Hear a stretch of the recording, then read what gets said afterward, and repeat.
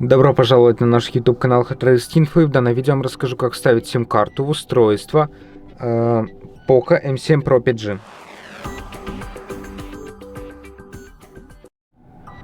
Для этого вам надо выключить данное устройство. Для удобства перевернем ваш телефон там, где будет порт для зарядки. С левой стороны мы можем найти слот для SIM-карты. Возьмем такой шпильку, ставим в дырочку. Доставим наш слот, сложим наш телефон, затем возьмем нашу SIM-карту и вставим данную нашу SIM-карту в наш слот.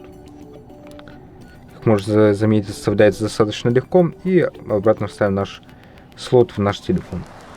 И на этом все. Большое спасибо за просмотр этого видео. Ставьте лайки, подписывайтесь на наш YouTube канал и до новых встреч.